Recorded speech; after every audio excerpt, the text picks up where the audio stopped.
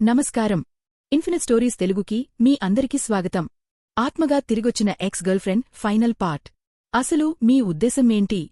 ఎవరు చనిపోబోతున్నారు? నేను చెప్పింది అక్షరాలా నిజం.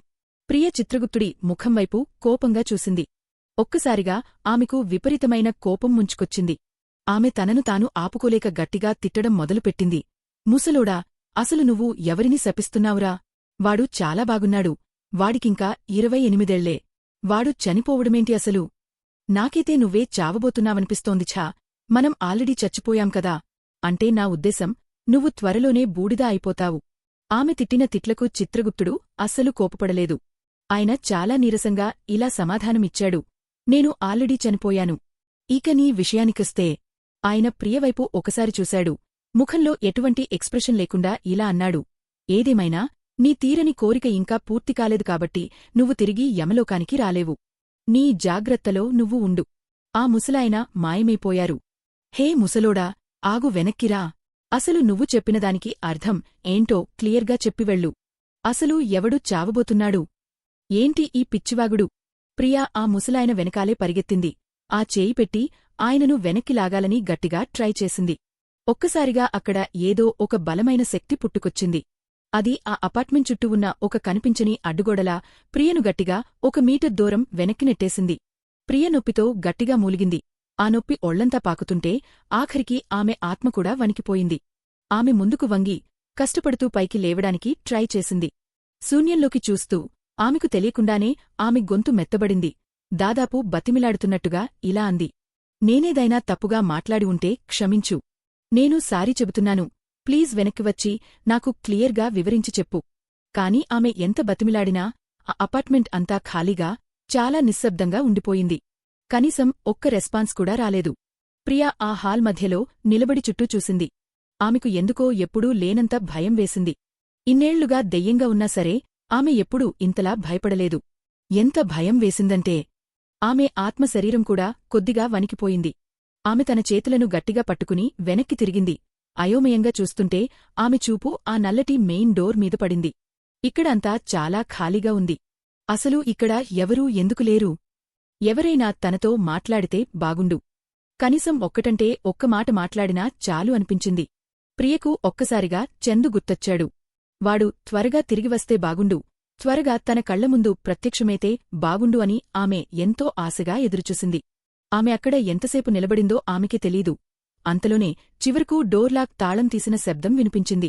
ప్రియ ఒక్కసారిగా లోకల్లోకి వచ్చి చాలా వేగంగా గాల్లో తేలుతూ డోర్ దగ్గరికి వెళ్ళింది. ఆ బరువైన సెక్యూరిటీ డోర్ తెరుచుకుంది.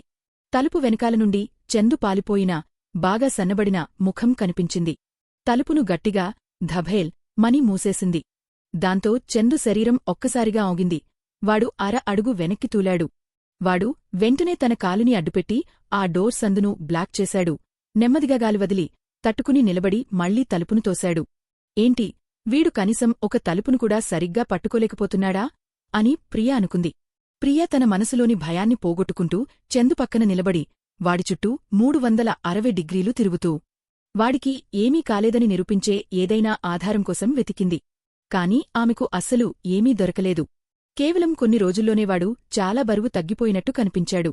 ఒకప్పుడు చాలా బలంగా, గట్టిగా ఉండేవాడి కండరాలన్నీ ఇప్పుడు పీక్కుపోయాయి. ఆఖరికి వాడు వేసుకున్న సూట్ కోటు కూడా లోపల ఖాళీగా ఉన్నట్టు వేలాడుతోంది. చందు, చందు అని ప్రియవాడితో మాట్లాడాలని గట్టిగా ట్రై చేసింది. కాని వాడికి అస్సలు ఏమీ వినిపించలేదు. ఆమె కంగారుగా వాడి వెనకాలే హాల్లోకి, బాత్రూంలోకి వెళ్ళింది. వాడు తన ముఖంలో ఏమీ తెలియనట్టు చాలా మామూలుగా బట్టలు సర్దుతుంటే, ఎప్పటిలాగే మొహం కడుక్కుంటూ ఇల్లంతా సర్దుతుంటే అలానే చూస్తూ ఉండిపోయింది. ఇందాక ఆ ముసలాయన చెప్పిందంతా అబద్ధమే కదా? నువ్వు ఖచ్చితంగా సమాధానం చెప్పాలి.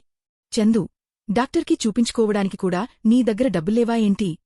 మరి అలాంటప్పుడు నాకోసం ఎందుకు అంత డబ్బు ఖర్చుచేసి పుణ్యకార్యాలు చేశావు? ఆ డబ్బు నువ్వే దాచుకుంటే నేనేం చేయగలను నిన్ను? ఆమె ఎంత ప్రయత్నించినా లాభం లేకపోయింది. చందుకి ఒక్క మాట కూడా వినిపించలేదు. చందు మూడ్ కొంచెం బాగున్నట్టు అనిపించింది. వాడు ఎండలో నిలబడి చాలా ఓపికగా, ఏమాత్రం హడావిడి లేకుండా ఇల్లంతా మళ్లీ ఒకసారి క్లీన్ చేయడం మొదలుపెట్టాడు. ఫ్రిడ్జ్, సింక్, కబోర్డులు డేట్ అయిపోవడానికి సిద్ధంగా ఉన్నవి. పాడైపోయిన ఫుడ్ మొత్తాన్ని ఏరిపారేశాడు. ఆఖరికి కిటికీలు, గోడ కింద ఉండే పలకలు, కిటికీ జాలీలు, కిచెన్ చిమ్నీ ఫిల్టర్లను కూడా వదలకుండా క్లీన్ చేశాడు. తుప్పుపట్టే అవకాశం ఉన్న చోట, బూజుపట్టే ప్రతిచోటా యాంటీరస్ట్ ఆయిల్ రాశాడు. నేలకూడా తుడిచాడు. వాడి ప్రవర్తన చూస్తుంటే ఎలా ఉందంటే ఏదో కొద్దిరోజులు ఎక్కడికో వెళ్ళిపోబోతున్నట్టుగా ఉంది. చాలా కాలంపాటు ప్రియ చాలా భయపడుతూ చందు వెనకాలే నడిచింది. కనీసం ఇప్పుడైనా వాడు పడుకుంటే బాగుండు అని మనసులోనే బతిమిలాడుకుంది. ఆమెకు వాడిని అడగాల్సినవి చాలా ఉన్నాయి. ఎన్నో ప్రశ్నలు మనసులో మెదులుతున్నాయి. కాని చందుమాత్రం అస్సలు రెస్ట్ తీసుకునేలా కనిపించట్లేదు. వాడు ఇవాళే అన్ని పనులు పూర్తి చేయాలని అనుకుంటున్నట్టు ఉన్నాడు. వెళ్ళిపోయే ముందు చేయాల్సిన అన్ని ఏర్పాట్లను పూర్తి చేస్తున్నాడు. చివరికి సోఫా కింద క్లీన్ చేస్తుండగా చందుకు దుమ్ములో పడివున్న ఆ చిన్న మందుల సీసా కనిపించింది. వాడు కిందికి వంగి దాన్ని తీసుకున్నాడు. ఎటువంటి ఎక్స్ప్రెషన్ లేకుండా ఆ సీసా పైన ఉన్న దుమ్ముని తుడిచాడు. అవును, ఇదే ఆ మందుకదా. చివరికి వాడికి మందు దొరికింది. ఒకవేళ జబ్బు చేస్తే మందు వేసుకుంటే చాలు, ఆ జబ్బు నయమైపోతుంది. ప్రియ కళ్ళు ఒక్కసారిగా మెరిశాయి. కాని మరుసటి క్షణమే చందు ఏమాత్రం పట్టించుకోకుండా ఆ మందుల సీసాని డస్ట్బిన్లో పడేశాడు. ప్రియ ఒక్కసారిగా షాకయ్యి గట్టిగా అరిచింది. దాన్ని పట్టుకోవాలని చూసింది. కాని నీటిలో ఉన్న చందమామను పట్టుకోవాలని చూడటం ఎంత వేస్టో. ఆమె ప్రయత్నం కూడా అలాగే ఏమీ ప్రయోజనం లేకుండా పోయింది. ఆమె కంగారుగా అక్కడే అటూ ఇటు తిరుగుతూ నిస్సహాయంగా చందు బెడ్రూంలోకి నడిచి వెళ్లడం చూస్తూ ఉండిపోయింది. ప్రియ కోపంతో నేలమీద కాలు తన్ని ఇష్టం లేకపోయినా వాడి వెనకాలే వెళ్ళింది. చందు బెడ్ ముందు నిలబడి బెడ్ పక్కన ఉన్న టేబుల్ మీద ఉన్న గులాబీ డిజైన్ వైపు చూశాడు. వాడు ఏదో ఆలోచిస్తున్నట్టు, వెనకడుగు వేస్తున్నట్టు కనిపించాడు. కాని చివరికి వాడు ఒక నిర్ణయం తీసుకున్నాడు. వాడు కిందకి వంగి బెడ్షీట్లు, దుప్పట్లు అన్నింటినీ తీసేసి ఒక పెద్ద నల్లటి ప్లాస్టిక్ కవర్లో కుక్కేశాడు. ఆ తర్వాత ఒక ప్లాస్టిక్ బెడ్ కవర్ తీసుకుని బెడ్ని, బెడ్ ఫ్రేమ్ని కప్పేశాడు. ఇది మొదలుపెట్టడం చాలా కష్టంగా అనిపించింది. కాని ఒక్కసారి ఇది స్టార్ట్ అయ్యాక మిగతా పనులన్నీ వాటంతటా అవే జరిగిపోయాయి. చందు బీరువా తెరిచి తన బట్టలన్నీ బయటికి తీసేసి ఆ ప్లేస్ అంతా ఖాళీ చేసేశాడు. ఆఖరికి ప్రియ తెచ్చిన షర్ట్తో సహా దీన్ని ప్రియ కేవలం హైదరాబాద్ యూనివర్సిటీ స్టాఫ్ ఐడి కార్డులో మాత్రమే చందు వేసుకోవడం చూసింది. వాడు ఆ షర్ట్ కాలర్ మీద ఉన్న ముడతల్ని మెల్లగా సరిచేసి కాసేపు సైలెంట్గా ఉండిపోయాడు. తనని తనే ఒప్పించుకుంటున్నట్టు నెమ్మదిగా గొనిగాడు. దీన్ని ఉంచుకోకపోవడమే మంచిది. నువ్వు మళ్ళీ దీన్ని చూస్తే ఏడుస్తావు. ఏడుపుగొట్టుదానా. అలా అని వాడు ఏమాత్రం ఆలోచించకుండా ఆ షర్ట్ని మడతపెట్టి ఆ నల్లటి కవర్ పైన పడేశాడు. ఆ తర్వాత హాల్ని, బాత్రూంని సర్దడం మొదలుపెట్టాడు. వాడు ఎంతో జాగ్రత్తగా దాచుకున్న ఆ వాడిపోయిన గులాబీ పూలు, చిందరవందరగా ఉన్నవాడి స్కిన్ కేర్ వస్తువులు, టవల్స్, కప్పులు. వాడు వాడిన ప్రతి ఒక్క వస్తువునూ ఒక్కొక్కటిగా ప్యాక్ చేసేశాడు. ఆ నలుపు, తెలుపు కపుల్ టూత్ బ్రష్లలో కేవలం చందువాడే ఆ నల్లటి బ్రష్ మాత్రమే అక్కడలేదు. ఆ తెల్లటి బ్రష్ మాత్రం ఆ చల్లటి గట్టుమీద ఒంటరిగా నిలబడి ఉంది. ఏదో ఎవరూ లేని సముద్రం మధ్యలో ఒంటరిగా మిగిలిపోయిన ఒక చిన్న ద్వీపంలాగా. ఆ వెచ్చని, బంగారు రంగు ఎండపడుతున్న మధ్యాహ్నం వేళ. చందు తను ఈ ఇంట్లో బతికి ఉన్నాడనే ప్రతి ఒక్క గుర్తుని చాలా క్రూరంగా తుడిచేసుకున్నాడు. ప్రియ మనసంతా విపరీతమైన కంగారుతో వాటనింటినీ చూస్తోంది. అసలు వాడు ఏం చేద్దామనుకుంటున్నాడో ఆమెకు అస్సలు అర్థం కావట్లేదు. ఆమె వాడిని చూస్తుంటే వాడు ముందుగానే ఫిక్స్ చేసుకున్న ఏదో ఒక బొమ్మలాగా ఒక్కో పనిని పూర్తి చేసుకుంటూ పోతున్నట్టుగా ఉంది. వాడు హైదరాబాద్ యూనివర్సిటీకి తన రాజీనామా లేఖను రాసి అది రేపు పొద్దున్నే ఆటోమేటిక్గా ఇమెయిల్ సెండ్ అయ్యేలా సెట్ చేసి పెట్టాడు. వాడు ఎన్నో రోజుల నుండి చాలా జాగ్రత్తగా రాసి సరిచేసిన ఆ పేపర్లను ప్రింట్ అవుట్ తీసి టేబుల్ మీద పెట్టాడు. ప్రియ కేవలం దాని టైటిల్, నీకోసం కొన్ని సూచనలు వైపు అలా చూసిందో లేదో అంతలోనే చందు మంచం పక్కన ఉన్న డ్రాయర్లో నుండి ఆఖరి మందుల డబ్బాను బయటికి తీశాడు. అది మరేదో కాదు, నిన్న రాత్రివాడు నిద్రపోవడానికి వేసుకున్న నిద్రమాత్రల సీసా. వాడు చాలా ప్రశాంతంగా దాని మూత తెరిచి లోపల ఉన్న మాత్రలన్నింటినీ బయటపోసి చాలా ఓపికగా ఒక్కొక్కటి లెక్కపెట్టాడు. చాలు అని చందు అనుకున్నాడు. చందు ఆ మాత్రలన్నింటినీ మళ్లీ ఆ బాటిల్లో వేసి దాన్ని తన జేబులో పెట్టుకున్నాడు. వాడు ఇప్పుడు పూర్తిగా ఖాళీ అయిపోయిన ఆ అపార్ట్మెంట్లో నిశ్శబ్దంగా నిలబడి బయటపడుతున్న ఎండవైపు చూస్తూ ఉండిపోయాడు. చందు తన ముఖం పక్కకి తిప్పుకుని నుదుటిమీద చేయి అడ్డంగా పెట్టుకున్నాడు. అసలు వాడు ఏం ఆలోచిస్తున్నాడో ప్రియకు అస్సలు తెలియలేదు. వాడు మంచి మూడ్లో ఉన్నట్టు వాడి పెదవులమీద ఒక చిన్న నవ్వు కనిపించింది.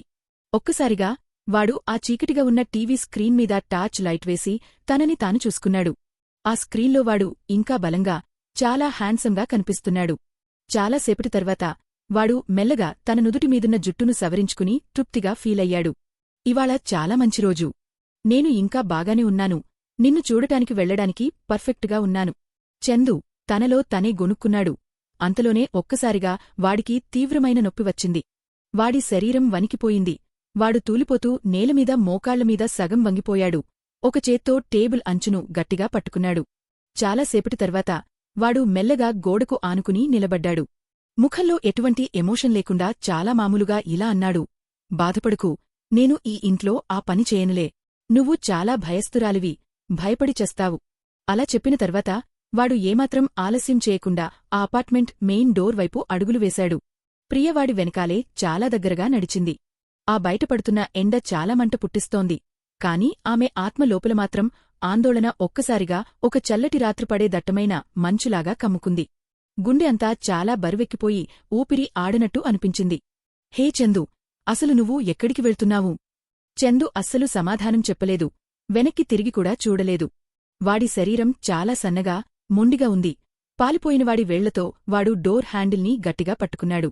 ప్రియా అయోమయంగా కళ్ళూ ఆర్పింది. ఆ క్షణంలో తను దేన్ని కోల్పోబోతుందో ఆమెకు అకస్మాత్తుగా అర్థమైంది. తన జీవితంలోనే అత్యంత విలువైన ఏకైక వ్యక్తిని తను కోల్పోబోతోంది. వెళ్ళొద్దు చందు, నాకు చాలా ఇబ్బందిగా ఉంది. నాకు చాలా భయంగా ఉంది. అయినా అటునుండి ఎటువంటి సమాధానం లేదు. ప్రియ పళ్ళు గట్టిగా కొరుక్కుంది. ఆమె చందు వీపుకి చాలా దగ్గరగా జరిగి కళ్ళు మూసుకుంది. తలుపు తెరుచుకునే ఆ కరెక్ట్ టైంలో ఆమె వణుకుతూ తన చేతులు చాచి వాడిని గట్టిగా కోగిలించుకుంది. అసలు ఎందుకో ఆమెకే తెలీదు కాని ఈసారి చందు అస్సలు నిద్రపోవట్లేదు. అయినా సరే ఆమె వాడి బాడీలోకి వెళ్లడంలో సక్సెస్ అయింది. మరుసటి క్షణమే తనకు బాగా తెలిసిన ఆ గుండె చప్పుడు, శ్వాసతో పాటు తట్టుకోలేనంత భయంకరమైన నొప్పి, కళ్ళు తిరగడం ఒక్కసారిగా వచ్చాయి. ప్రియ నొప్పితో కొన్నిసార్లు గట్టిగా మూలిగింది. ఆమె చేతులు ఎంతలా వణికిపోయాయంటే కనీసం డోర్ హ్యాండిల్ని కూడా సరిగ్గా పట్టుకోలేకపోయింది. ఆమె మెల్లగా తలుపు పక్కనుండి కిందకు జారి నేలమీద కూర్చుని నొప్పితో గట్టిగా గాలి పీలుస్తూ బాధతో మూలగడం మొదలుపెట్టింది. వాడికున్నంత ఓపిక, నొప్పిని భరించే శక్తి ఆమెకు అస్సలు లేదు. ఆమె కడుపు పైభాగంలో ఏదో ఒకచోట లోపలి నుండి మెల్లగా కుళ్ళిపోతున్నట్టు అనిపించింది. ఏదో పదునైన ముళ్ళు కడుపు లోపల మొలిచి అక్కడ ఉన్న మెత్తటి, సున్నితమైన భాగాల్లోకి గట్టిగా గుచ్చుకుంటున్నట్టు ఉంది. ఆమె తీసుకునే ప్రతి శ్వాసకు తట్టుకోలేనంత విపరీతమైన నొప్పి గుండెల్లో నుండి లాగుతోంది. ప్రియ తన కడుపుని గట్టిగా పట్టుకుని ఏడుస్తూ నేలమీద ముడుచుకుపోయింది. కన్నీళ్లు కళ్లవెంట కారిపోతున్నాయి. చాలా నొప్పిగా ఉంది చందు. నీకు ఇంత విపరీతమైన నొప్పి ఎందుకు వస్తోంది? కేవలం కొన్ని నిమిషాల్లోనే ఆమె దాదాపు స్పృహ కోల్పోయే స్థితికి వచ్చేసింది. కాని ఆమె బ్రెయిన్ మాత్రం చాలా క్లియర్గా ఉంది. ఆ నొప్పులు ఆమెను అస్సలు వదలకుండా నరకం చూపిస్తున్నాయి. ఆ నొప్పి కొంచెం తగ్గేంతవరకు ప్రియ అలసిపోయి నేలమీద అలాగే పడిపోయింది. కాసేపయ్యాక ఆమె ఎలాగోలా కష్టపడి వణుకుతూ పైకి లేచింది. ఆమె వణుకుతున్న చేతులతో తలుపు తెరిచి ఇంకా పరేయకుండా ఉంచిన ఆ నల్లటి కవర్లను ఒక్కొక్కటిగా వెతకడం మొదలుపెట్టింది. చాలా వెతికిన తర్వాత చివరకు ఆమెకు ఆ తెల్లటి చిన్న మందుల సీసా దొరికింది. ప్రియ హమ్మయ్య అని ఊపిరి పీల్చుకుని ఆ సీసా మూత తీసింది. చందు, నువ్వు ఈ మందు ఖచ్చితంగా వేసుకోవాలి. ఈ మందు వేసుకుంటేనే నీ నొప్పి తగ్గుతుంది. కాని ఆ మందు ఎలా వేసుకోవాలో, ఎప్పుడు వేసుకోవాలో, ఎంత వేసుకోవాలో ఆమెకు అస్సలు తెలియదు. ఆ సీసాపైన ఉన్న ఒక్క అక్షరం కూడా ఆమెకు అర్థం కాలేదు. దానిమీద ఎటువంటి సూచనలు కూడా లేవు. ప్రియ ఎటువంటి రిస్క్ తీసుకోవడానికి సాహసించలేదు. ఆమె ఆ సీసా పట్టుకుని తలుపు దగ్గరే నిలబడి అయోమయంగా ఆలోచించింది. అకస్మాత్తుగా ఆమె కళ్లలో మెరుపు మెరిసింది. అవును, నేను డాక్టర్ ప్రసాద్ని వెతుక్కుంటూ వెళ్తాను. ఆయనకు ఈ మందు ఎలా వేసుకోవాలో ఖచ్చితంగా తెలిసే ఉంటుంది. నిన్ను ఎలా కాపాడాలో కూడా ఆయనకు తెలిసే ఉంటుంది. ఆమె తాళాలు, చందు ఫోన్ తీసుకుని తలుపు వేసేసింది. తనకు గుర్తున్న దారిని బట్టి ఆమె ఒక క్యాబ్ ఎక్కి హాస్పిటల్కి వెళ్ళింది. రాత్రికంటే పగటపుట హాస్పిటల్లో జనం చాలా ఎక్కువగా ఉన్నారు. చాలా ఏళ్లైపోవడంతో ప్రియకు డాక్టర్కి ఎలా చూపించుకోవాలో అస్సలు గుర్తులేదు. ఆమె నిస్సహాయంగా అక్కడున్న హెల్ప్ డెస్క్ దగ్గరికి వెళ్లి డ్యూటీలో ఉన్న నర్సుతో తను డాక్టర్ ప్రసాద్ని కలవాలని చెప్పింది. డాక్టర్ ప్రసాదా? మన హాస్పిటల్లో వేర్వేరు డిపార్ట్మెంట్లలో ప్రసాద్ అనే పేరున్న డాక్టర్లు చాలామంది ఉన్నారు. మీకు ఆయన పూర్తి పేరు తెలుసా? ప్రియ వద్దన్నట్టు తల ఊపింది. ఆ నర్సు కొంచెం ఇబ్బందిగా చూస్తూ, ఆయన ఏ డిపార్ట్మెంట్లో ఉంటారో తెలుసా? అని అడిగింది. ప్రియ మళ్లీ లేదన్నట్టు తల అడ్డంగా తిప్పింది. ఆమె తన జేబులో నుండి ఆ మందుల సీసాని బయటికి తీసి ఆ నర్సు చేతికి ఇచ్చింది. కొంచెం తడబడుతూ ఇలా అంది. ఈ మందు ఈ మందు ఆయనే రాసి ఇచ్చి ఉండాలి. దీన్ని ఎలా వేసుకోవాలో అడుగుదామని వచ్చాను. నేను మర్చిపోయాను. ఆ నర్సు ఆ సీసాని తీసుకుని ఒకసారి దాని వంక చూసి కళ్ళు ఆర్పేసి ఆ తర్వాత పైకి ప్రియవైపు చూసింది. ఆమె కళ్లల్లో ప్రియకు చందు అందమైన యంగ్ ముఖం కనిపించింది. దాంతోపాటు ఆమె చూపుల్లో ఏదో కొద్దిగా ఆశ్చర్యం, జాలికూడా దాగి ఉన్నాయి. ఆ నర్సు వెంటనే తన హావభావాలను దాచుకుని ఆ సీసాని తిరిగి ఇచ్చేస్తూ నవ్వుతూ అడిగింది, క్యాన్సర్ డిపార్ట్మెంట్లో డాక్టర్ ప్రసాద్ అనే వారెవరూ లేరండి. మీరు ఇంకొకసారి ఆలోచించి చెప్తారా? Cancer department, oncology. ఆ సీసాని పట్టుకున్న ప్రియవేళ్లు ఒక్కసారిగా తెల్లగా బిగుసుకుపోయాయి. ఇన్నేళ్లుగా దెయ్యంగా తిరుగుతున్నా సరే ఆమెకు ఆ ముక్క ఇంకా బాగా గుర్తుంది. మనుషుల శరీరానికి వచ్చే ఆ క్యాన్సర్ జబ్బు చిన్నదేమి కాదు. అందుకే వాడికి అంత విపరీతంగా నొప్పి వస్తోందన్నమాట. అంటే ఆ ముసలాయన అబద్ధం చెప్పలేదు. ఆయన చెప్పిందంతా నిజమే. చందు నిజంగానే త్వరలోనే చనిపోబోతున్నాడు. ప్రియ తలదించుకుని తన చేతులు నలుపుకుంటూ వణికిపోయింది. ఒక్కసారిగా ఆమెకు చాలా చలిగా అనిపించింది. మరుసటి క్షణమే చందు గుండెవాడి ఛాతిలో విపరీతంగా కొట్టుకుంటూ నొప్పితో పిండేస్తున్నట్టుగా మెల్లగా కిందకు జారిపోసాగింది. అసలు బాధపడుతుంది చందువా? లేక తనే బాధపడుతోందా? ప్రియకు ఒక్కసారిగా తన బుగ్గలు చల్లబడినట్టు అనిపించింది. ఆమె కళ్ళు ఆర్పేసి ఆశ్చర్యంగా అక్కడ ముట్టుకుని చూసింది. ఆమె వేలికొనలు తడిగా చల్లగా ఉన్నాయి. గుండెలేని ఈ దెయ్యం ఇప్పుడు చందు కళ్లద్వారా కన్నీళ్లు పెట్టుకుంటోంది. జనాలతో ఎంతో రద్దీగా గోలగోలగా ఉన్న ఓపీడీ హాల్లో మనుషులు అటూ ఇటూ తిరుగుతుంటే ఆ హెల్ప్ డెస్క్ దగ్గర ఉన్న క్లీన్గా మెరిసిపోతున్న టైల్స్ మీద చందు పాలిపోయిన భయంతో కూడిన ముఖం స్పష్టంగా కనిపిస్తోంది. సార్ మీకు ఓకేనా? ఆ నర్సు చాలా ఆందోళనగా అడిగింది. ప్రియ తన చేతి వెనుక భాగంతో మొహమీదున్న కన్నీళ్లను తుడుచుకుంది. చందు బట్టలను ఒంటికి ఇంకొంచెం గట్టిగా చుట్టుకుంది. ఆ చలిని తట్టుకోవడానికి గట్టిగా ఒకసారి ఊపిరి వదిలి బలవంతంగా ఒక చిన్న నవ్వు నవ్వుతూ ఇలా అంది, నేను బాగానే ఉన్నాను, థాంక్యూ. మీరు నాకు కొంచెం సాయం చేసి డాక్టర్ సుభగారిని వెతకగలరా? ఆమె పేరు సుభ. ఆమె చందు అంటే నా అక్క. సరేనండి, నేను ఒకసారి చెక్ చేస్తాను అని ఆ నర్సు కంప్యూటర్లో టైప్ చేయడం మొదలుపెట్టింది. ఒక అరనిమిషం తర్వాత ఆమె పైకి చూస్తూ ఇలా అంది, డాక్టర్ సుభగారు ఇంకా సర్జరీలోనే ఉన్నారండి. అది పూర్తి కావడానికి ఇంకో 2-3 గంటలు పడుతుంది. అది అయిపోగానే నేను ఆమెకు చెప్తాను. మీరు ఇక్కడే వెయిట్ చేస్తారా? సరే అని ప్రియ ఆమెకు థాంక్స్ చెప్పి పక్కనే ఉన్న ఒక కుర్చీ చూసుకుని కూర్చుంది. ఆమె చుట్టూ జనం చాలా రద్దీగా ఉన్నారు. చేతుల్లో రకరకాల టెస్ట్ రిపోర్టులు, మెడికల్ రికార్డులు పట్టుకుని అందరూ కంగారుగా నడిచి వెళ్తున్నారు. ఆ మెరిసిపోతున్న మార్బుల్ టైల్స్ మీద నడుస్తున్న కాళ్ల శబ్దాలు వేగంగా వినిపిస్తున్నాయి. కాని అక్కడ ఎవరి ముఖాల్లోనూ ఒక చిన్న నవ్వు కూడా కనిపించట్లేదు. ప్రియ వాటన్నింటినీ అలా శూన్యంగా చూస్తూ ఉండిపోయింది. ఆమె ఛాతీ గట్టిగా బిగుసుకుపోయినట్టు అనిపించి ఊపిరి పీల్చుకోవడం కూడా చాలా కష్టంగా అనిపించింది. ఆమె తన 2 చేతుల్లో మొహం దాచేసుకుంది. అసలు దేని గురించి కూడా ఆలోచించడానికి భయపడిపోయింది. అసలు దేని గురించి ఆమె ఆలోచించకూడదు అనుకుంది. ఆలోచించకపోతే ఇవాళ జరిగినవన్నీ అస్సలు జరగనట్టే అయిపోతాయి అన్నట్టుగా ఉంది. తను త్వరలోనే యమలోకానికి వెళ్ళిపోతుంది. చందు చాలాకాలం హాయిగా బతుకుతాడు. చందు ఖచ్చితంగా చాలాకాలం బతుకుతాడు. ప్రియ ఈ మాటలనే తన మనసులో పదే పదే చెప్పుకుంది. కాని కొన్ని మసకగా ఉన్న కొన్ని దృశ్యాలు మళ్లీ ఆమె మనసులోకి వచ్చి తలనొప్పి వచ్చేలా చేశాయి. ఈ హాస్పిటల్కి వచ్చిన ప్రతిసారీ ఆమెకు ఈ సీన్లు కనిపిస్తున్నట్టు ఉన్నాయి. ఏదో పాడైపోయిన పాత సినిమా రీల్ బుర్రలో మళ్లీ రన్ అవుతున్నట్టుగా. రాత్రి, చలిగాలి, పసుపు రంగు వీధి దీపం, 2 మనుషులు ఒకరినొకరు గట్టిగా హగ్ చేసుకుని ఉండటం, భారీ వర్షం, వెచ్చటి టేబుల్ ల్యాంప్, ఒక వెచ్చటి ముద్దు, జనాలతో కిక్కిరిసిన మెట్రో, ఫాలో స్టాల్, బలమైన చేతులు, ఒకదానితో ఒకటి లాక్ అయిన వేళ్లు, యూనివర్సిటీలలో గడిచిన చలికాలం, ఎండాకాలం, వానాకాలం, ఒకరికొకరు తోడుగా గడిపిన ఎన్నో రాత్రింబవళ్ళు. అసలు ఇవన్నీ ఏంటి? ఆమెకు ఎందుకు ఏదీ క్లియర్గా కనిపించట్లేదు. ఏదో ఒక పెద్ద లోయలో చిక్కుకుపోయినట్టు, చుట్టూ దట్టమైన మంచు కమ్ముకున్నట్టు, ఏటు నడిచినా సరే ముగింపు దొరకనట్టుగా అనిపిస్తోంది. చాలా ఇబ్బందిగా ఉంది. ఊపిరి ఆడనట్టుగా ఉంది. ప్రియ కొన్నిసార్లు గట్టిగా శ్వాస తీసుకుంది. కాని చుట్టూగాలి తక్కువగా ఉన్నట్టు, తన ఛాతి చుట్టూ ఏదో కనిపించని బంధాలు బిగుసుకుపోతున్నట్టు, ఊపిరి పీల్చుకోవడం కూడా చాలా కష్టంగా అనిపించింది. ఆమె తన కణతలను నొక్కుకుంటూ మెల్లగా లేచి నిలబడింది. చాలా కష్టపడి ఆ బరువైన గ్లాస్ డోర్ నెట్టుకుని అవుట్పేషెంట్ హాల్ నుండి బయటికి నడిచింది. ఆమె ఒక ప్రశాంతమైన గార్డెన్ వైపు నడిచింది. అక్కడ వీస్తున్న చల్లటి, తేమగాలి ఆమెకు ఎదురొచ్చింది. చివరకు ప్రశాంతంగా శ్వాస పీల్చుకోవడానికి ఆమెకు కొంచెం స్పేస్ దొరికినట్టు అనిపించింది. ప్రియ అక్కడ ఉన్న ఒక పొడవైన బెంచ్ మీద కూర్చుని తన తల పైకెత్తి ఆ వెచ్చని ఎండను అనుభవిస్తూ తన శ్వాసను కంట్రోల్ చేసుకోవడానికి చాలా ట్రై చేసింది. కాని ఆమె మనసంతా ఇంకా చాలా గందరగోళంగానే ఉంది.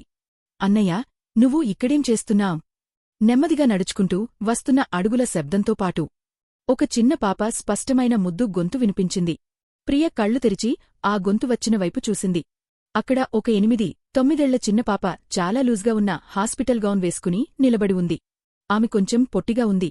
జుట్టుని పోనీటైల్ వేసుకుంది. ఆమె నవ్వినప్పుడు బుగ్గల్లో సొట్టలు పడ్డాయి.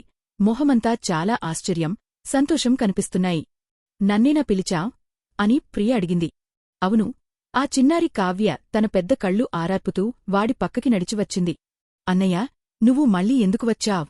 ఇవాళ పొద్దున్నే వెళ్ళిపోతున్నా అని చెప్పావు కదా. నేను అసలు నిన్ను మళ్ళీ చూడలేనేమో అనుకున్నాను. ఆమె అలా మాట్లాడిన తర్వాత ప్రియ చెవి దగ్గరికి జరిగి ఏదో ఒక రహస్యం చెప్తున్నట్టు మెల్లగా గొనిగింది. నువ్వేం టెన్షన్ పడుకు అన్నయ్యా, నువ్వు నాకు చెప్పిన పని నేను ఖచ్చితంగా చేస్తాను. నేను నీకు ఏం పని చెప్పాను? అదే, అక్కకి కథలు చదివి వినిపించడం. నేను హాస్పిటల్ నుండి డిశ్చార్జ్ అయ్యి ఇంటికి వెళ్లడానికి ఇంకా చాలా చాలా టైం పడుతుందని అమ్మ చెప్పింది. నువ్వు నాకు చాలా స్టోరీ బుక్స్ చదవడం నేర్పించావు. చాలా కొత్త పదాలు కూడా నేర్పావు కదా. నువ్వు ఇక్కడ లేనప్పుడు నేను రోజూ అక్కకి కథలు చదివి వినిపిస్తాను. నువ్వేం భయపడకు. కాని అన్నయ్యా, నేను ఒకటి అడగడం మర్చిపోయాను. అసలు నువ్వు ఎక్కడికి వెళ్తున్నావు? చాలా రోజులు ఉండవా ఏంటి?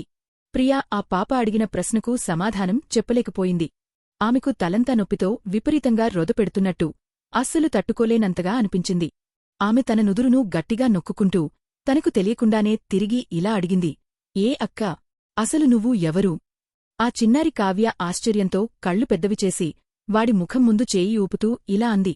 అన్నయ్యా, నీకు ఏమైంది అసలు? నేను కావ్యని, గది నెంబర్ 706లో అక్కతో కలిసి ఉంటున్నాను కదా.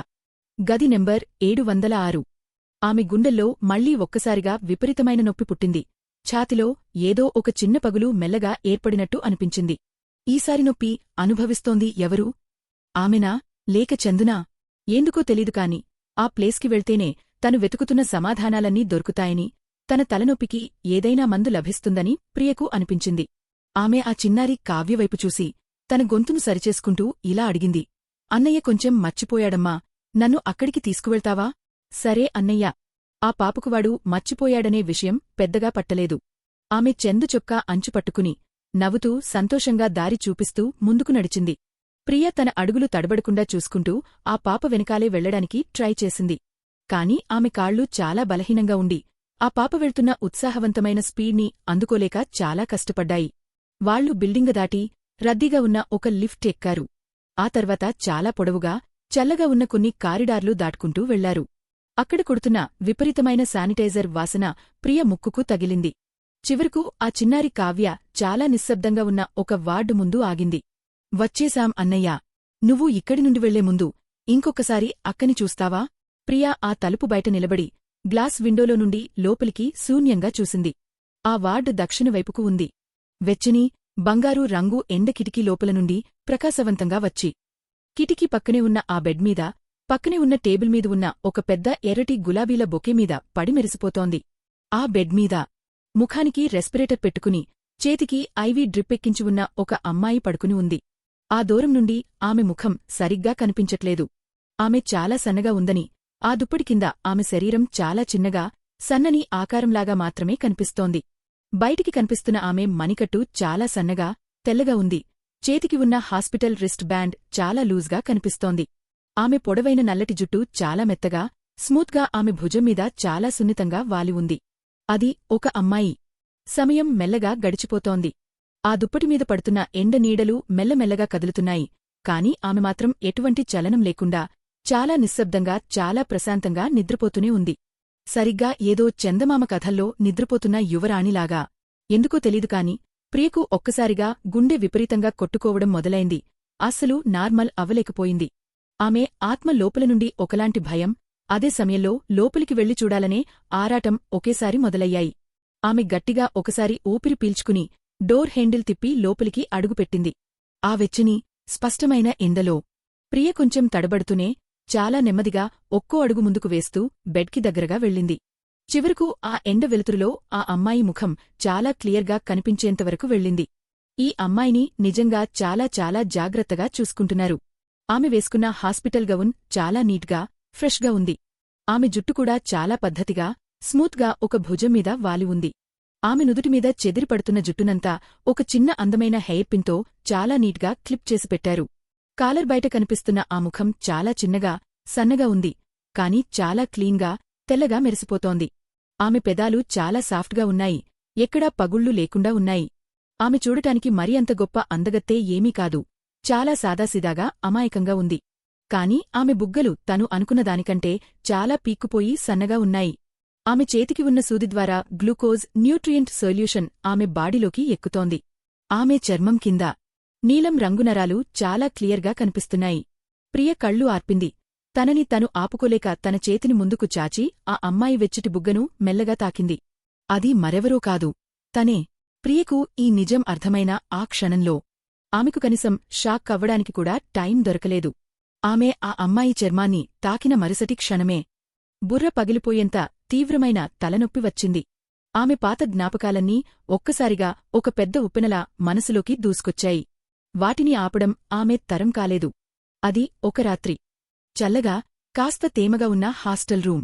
డిగ్రీ 3rd ఇయర్ స్టార్ట్ అయిన కొత్తలో ఆ అమ్మాయి తన దగ్గరున్న కొన్ని చిల్లర నాణేలను లెక్కపెట్టుకుంటూ నుదురు ముడిచి తన నోట్బుక్లో ఇలా రాసుకుంటోంది.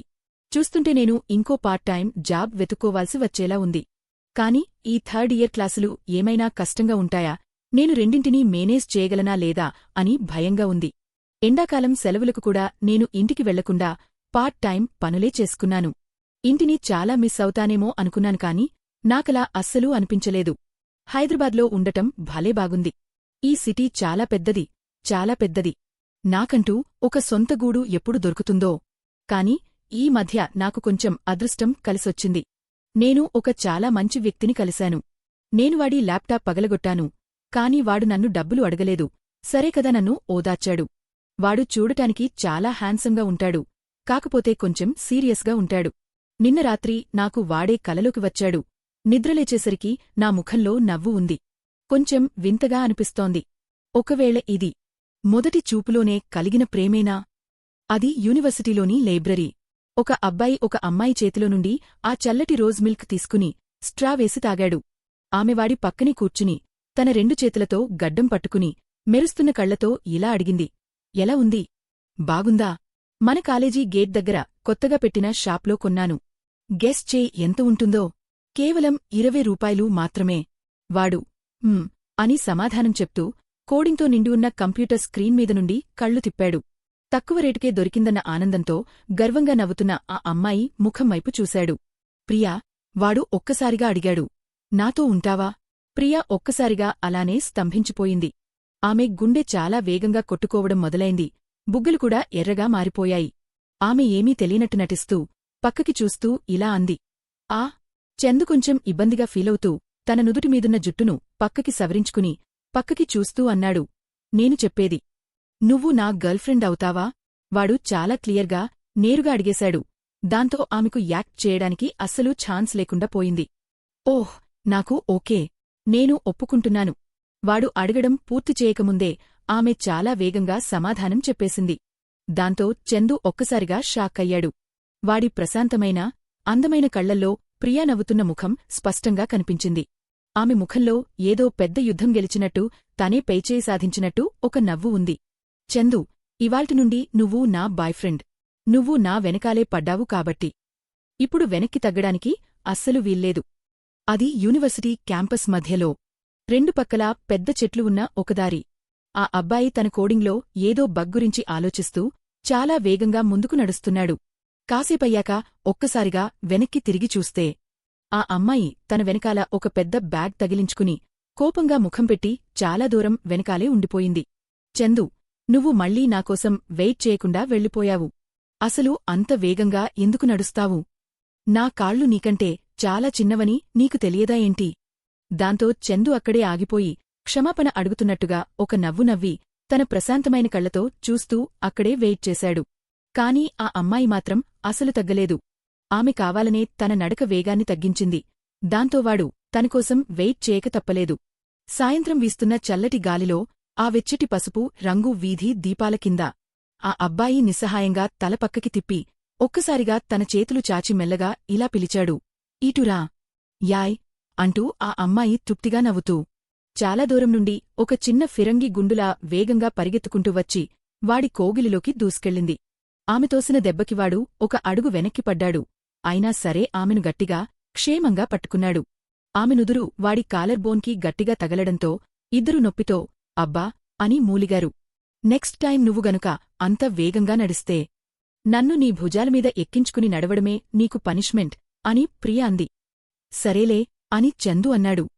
అది ఆ సంవత్సరం డిసెంబర్ నెలలో ఒక రాత్రి. ఆమె పుట్టినరోజుకు సరిగ్గా మరుసటి రోజునే చందు బర్త్డేగా ఆమె ఫిక్స్ చేసింది.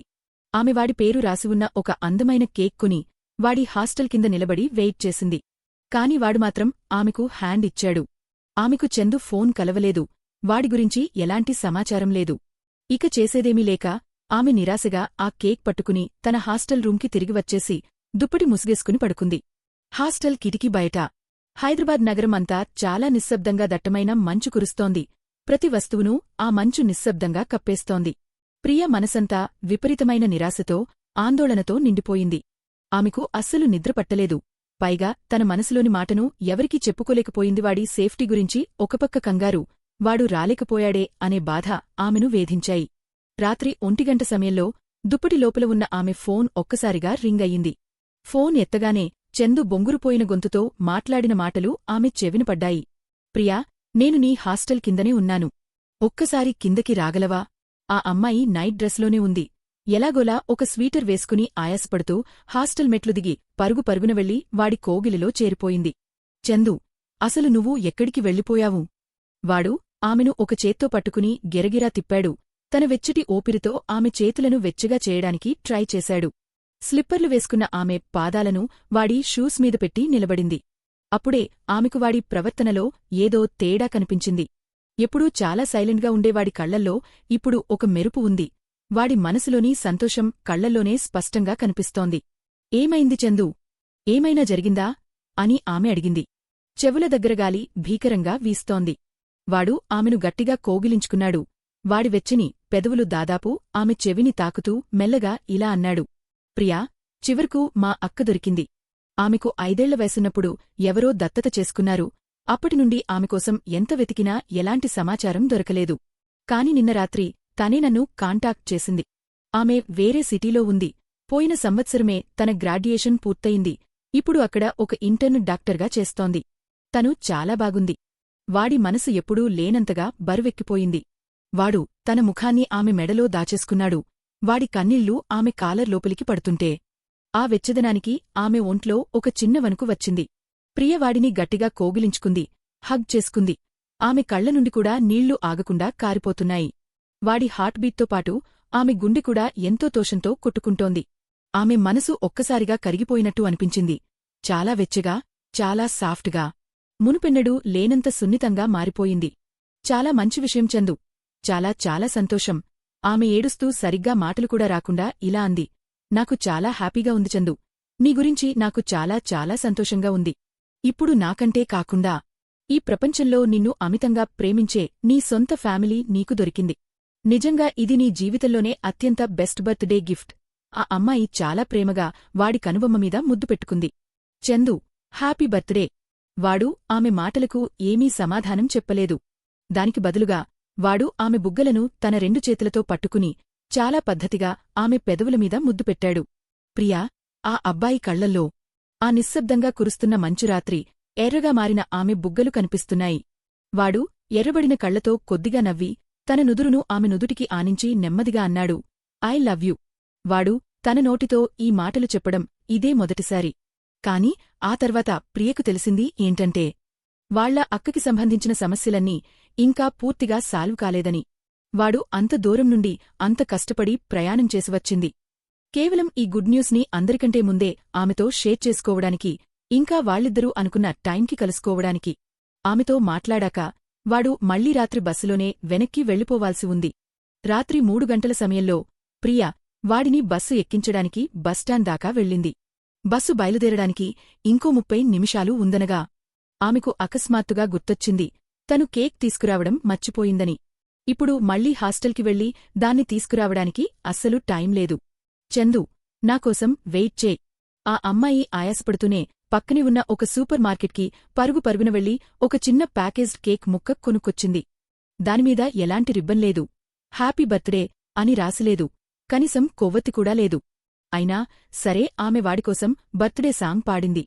వాళ్ళిద్దరూ తలలు ఒకరికొకరు ఆనించుకుని నవ్వుకుంటూ జోకులు వేసుకుంటూ ఆ చిన్న కేక్ ముక్కని పంచుకుని తిన్నారు. వాడు బస్సు ఎక్కబోయే ముందు ఆమెను గట్టిగా హగ్ చేసుకున్నాడు. చుట్టూ బస్సుల నుండి వస్తున్న పొగ ఆ గాలిలో కొట్టుకుంటోంది. వాడి కళ్లల్లో ఆ బస్టాండ్ లైట్ల వెలుతురు మెరుస్తోంది. ప్రియా, నేను దీన్ని ఎప్పటికీ గుర్తుపెట్టుకుంటాను. ఇవాళ నా బర్త్డే. థాంక్యూ. అది ఒక పాత విరిగిపోయిన ట్రాన్స్పోర్టేషన్ వెహికల్. ఆ అమ్మాయి పక్క సీట్లో కూర్చుని రోడ్డుమీద బండి అటూ ఇటూ ఆగుతుంటే తను కూడా ఎగురుతూ, వాళ్లు వెనకవేసిన బెడ్డెక్కడా ఆ ఊపులకి ముక్కలైపోతుందో అని చాలా కంగారుగా పదే వెనక్కి తిరిగి చూస్తోంది. ఆమె తన తిరుగుతున్న తలని నొక్కుకుంటూ మెల్లగా విసుక్కుంది. చందు, అసలు నీకు డ్రైవింగ్ వచ్చా? నాకు కళ్ళు తిరిగిపోతున్నాయి. ఆ సిమెంట్ రోడ్డుమీద ఉన్న గుంతల్లో పడుతూ టైర్లు ముందుకు వెళ్తున్నాయి. ఆ బండి ఒక్కసారిగా మళ్లీ గట్టిగా ఆగింది. నువ్వేం టెన్షన్ పడకు, ఆ అబ్బాయి నేరుగా ముందుకు చూస్తూ అన్నాడు. డ్రైవింగ్లో పెద్దగా ఎక్స్పీరియన్స్ లేకపోయినా వాడు స్టీరింగ్ వీల్ని చాలా గట్టిగా నిలకడగా పట్టుకున్నాడు. నీ మంచానికి ఏమీ కాదులే, పాడవ్వదు. అయితే కొంచెం జాగ్రత్తగా నడుపు. ఆ అమ్మాయి మనసులో ఇంకా కంగారుగానే ఉంది. తను సొంతంగా చూసి సెలెక్ట్ చేసుకున్న ఫస్ట్ బెడ్ ఇదేనని వాడితో చెప్పడానికి ఆమె ధైర్యం చేయలేకపోయింది. అది తన చిన్నప్పటి కలలా ప్రిన్సెస్ బెడ్. కిటికీ బయట అంతా సిటీ శివార్లా ఖాళీ ప్రదేశం కనిపిస్తోంది. సగం తెరిచి ఉన్న కిటికీ గుండా ఎండాకాలపు వేడిగాలి లోపలికి వస్తూ ఆమె నుదుటిమీదున్న జుట్టును చిందరవందరగా చెదరగొడుతోంది. ఆ అబ్బాయి ఆమె వైపు చూడలేదు. ఆ జంకుల ప్రయాణంలోనేవాడు అకస్మాత్తుగా ఇలా అన్నాడు. ప్రియా, ఫ్యూచర్లో నీకు ఏది కావాలన్నా అది నీ దగ్గర ఉంటుంది. దేనికి అస్సలు అడ్జస్ట్ అవ్వాల్సిన అవసరం లేదు. నేను నీకు ప్రామిస్ చేస్తున్నాను. వాడు అంత సీరియస్గా చెప్పేసరికి ఆ అమ్మాయి ఒక్కసారిగా షాక్ అయింది. కాసేపయ్యాక తన కళ్లలో వచ్చిన నీళ్లను వాడికి కనిపించకుండా దాచడానికి ఆమె కొంచెం ఇబ్బందిగా ఫీలవుతూ కిటికీ బయటికి చూడటం మొదలుపెట్టింది. అయితే నాకు ఒక పెద్ద విల్లా కావాలి. నా కోసం ఒకటి కట్టిస్తావా? ఆమె ఆ విషయాన్ని కేవలం ఒక జోక్లాగా కవర్ చేసింది. అవును, నీకోసం ఖచ్చితంగా కట్టిస్తాను. వాడు చాలా సీరియస్గా సమాధానం చెప్పాడు.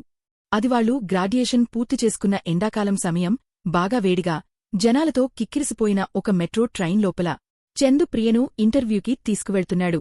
జనాలు అస్సలు అంతం లేకుండా కిక్కిరిసిపోయి ఉన్నారు. ఒక మలుపు తిరిగేసరికి ప్రియ దాదాపు ఆ జనాల తోపులాటలో కింద పడిపోబోయింది. అక్కడ గాలి ఆడకుండా చాలా ఇబ్బందిగా ఉంది. అంతలోనే చందు తన పొడవైన చేత్తో ఆమె నడుమును గట్టిగా చుట్టేసి తన వైపుకి తిప్పుకున్నాడు. వాడి చల్లటి టీషర్ట్ ఆమె బుగ్గకి తగిలింది. వాడి బలమైన ఛాతీ ఆమెను ఆ ఇరుకు సందులో సురక్షితంగా కవర్ చేసింది. నన్ను గట్టిగా పట్టుకో. సరే. ఆమె పైకి చూసింది. ఆమెకు వాడి గడ్డం కనిపించింది. అది బాగా వర్షం పడుతున్న ఒక అర్ధరాత్రి వేళ. టేబుల్ మీద ఉన్న ల్యాంప్ వెచ్చటి పసుపు రంగు వెలుతురుని ఇస్తోంది. పక్కనే ఉన్న బాక్స్లో ఫుడ్ అప్పటికే చల్లబడిపోయింది. కంప్యూటర్ మెల్లగా శబ్దం చేస్తోంది. చందు ఇంకా ఓవర్ టైం పని చేస్తూనే ఉన్నాడు. ప్రియవాడి వెనకాల నిలబడి వెటకారంగా ఒక ఫేస్ పెట్టి చాలా నిశ్శబ్దంగా ఒక గ్లాస్ నీళ్లను టేబుల్ మీద పెట్టింది. ఆమె వెనక్కి తిరిగి వెళ్ళిపోబోతుండగా ఒక్కసారిగా ఎవరో ఆమె మణికట్టును గట్టిగా పట్టుకున్నారు. ఏదో ఒక తెలియని బలం ఆమెను వెనక్కి లాగింది. ఆమె ఒక్కసారిగా ఆశ్చర్యంతో గట్టిగా అరిచింది. ప్రపంచమంతా గెరగిరా తిరిగినట్టు అయింది. మరుసటి క్షణమే ఆమె వాడి వెచ్చని కోగిలిలో పడిపోయింది. వాడు తన కళ్లజోడు తీసేసి కంప్యూటర్ ఆఫ్ చేశాడు. వాడి అలసట, చిరాకు అంతా ఒక్కసారిగా ఒక వెచ్చని, ఆపుకోలేని ముద్దుగా మారిపోయింది. ప్రియా, నిన్ను ఒక్కసారి ముద్దు పెట్టుకోనివు. వాడి పెదవులు ఆమె నుదుటిమీద చెదిరిన జుట్టును తాకుతుంటే వాడు మెల్లగా గొనిగాడు. ఒక్క క్షణం. నేను కొంచెం అలసిపోయాను. ప్రియ ముఖం ఒక్కసారిగా ఎర్రబడిపోయింది. అప్పటిదాకా ఉన్న ఆమె గర్వం, పొగరు అంతా పూర్తిగా మాయమైపోయింది. అయితే త్వరగా కానివ్వు. నేను ఇంకా చదువుకోవాలి. అది హైదరాబాద్, బేలిన్ లో గడిచిన లెక్కలేనన్ని రాత్రింబవళ్లు చలికాలం, ఎండాకాలం, వానాకాలం, పొద్దున్న, సాయంత్రం. ఆ పెద్ద నగరంలో వాళ్ళిద్దరూ మాత్రమే. వాళ్ల మధ్య పెద్ద పెద్ద క్యాండిల్లైట్ డిన్నర్లు లేవు, మెరిసిపోయే బాణాసంచాలు లేవు.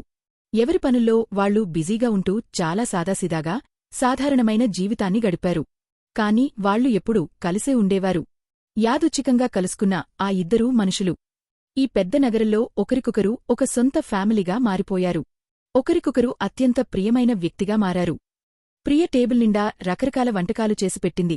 కాని చందు మాత్రం ఇంటికి వచ్చేటప్పుడు పూలు తీసుకురావడం మర్చిపోయాడు. తన అహం అడ్డురావడంతో ఆమె డైరెక్టుగా ఏమీ అనలేదు కాని నోటినుండి మాత్రం చాలా కఠినమైన చేదుమాటలు ఆపుకోలేకుండా వచ్చేశాయి. ఒక్కో మాట మునుపటికంటే చాలా ఘోరంగా ఉంది. చందు ముఖం చాలా సీరియస్గా మారిపోయింది.